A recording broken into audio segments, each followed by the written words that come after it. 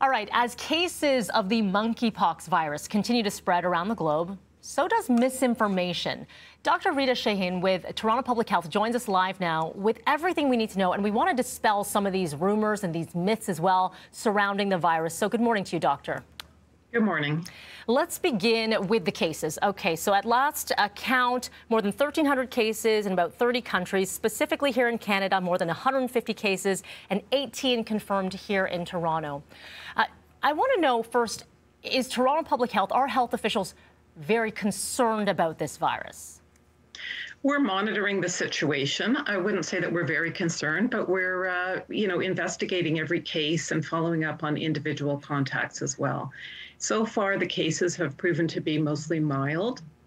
And of the over 1,000 cases that we're seeing in Europe and North America, there have been no fatalities. So that is positive to note, of course, but now there's so much information about monkeypox, and it's really hard for people to sift through, especially after the last couple of years with COVID-19 and misinformation out there. I want to dispel some myths about which communities are affected by monkeypox. Let's talk about who can get it. So right now, the cases that we're seeing have been in gay and bisexual men who have sex with men. That's not to say it couldn't spill over into other communities. It's though spread by close, prolonged face-to-face or body contact. It can also be spread by contaminated bedding or laundry if people have lesions. So we're urging people to be, on the lookout for any signs or symptoms, including a rash, fever, headache, swollen lymph nodes, and to contact their doctor if they notice any of those symptoms. But no one is immune here in that anyone can contract this. Absolutely. So it can be spread to anyone by close, prolonged contact. It's not easily spread like COVID is, which is reassuring to us. Okay. Now let's talk about vaccinations, because we saw the City of Toronto rolling them out, very specific for those who are at high risk. So who would this include?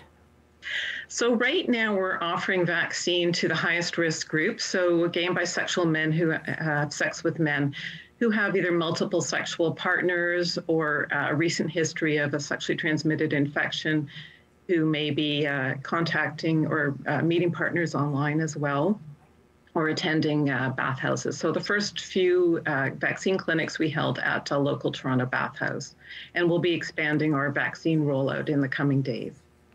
Are you expecting to see these numbers climb? There was one day where the case count just jumped by, I think it was 7 or 8 by one day. Are we expecting that to happen? So we're expecting there may be a slow increase in numbers. We're following what's happening in other jurisdictions. Sometimes the cases jump by a large number depending on which days the lab is doing the testing and when we get confirmation. Okay. Finally for you, what more should people know about this? Because there are multiple conversations. Anecdotally, everyone's saying monkeypox, monkeypox. But what is the one thing people should be walking away with when it comes to this virus, knowledge-wise? So to be aware of the signs and symptoms, to look out for the rash, fever, headaches, swollen lymph nodes, feeling fatigued, and to contact their healthcare provider.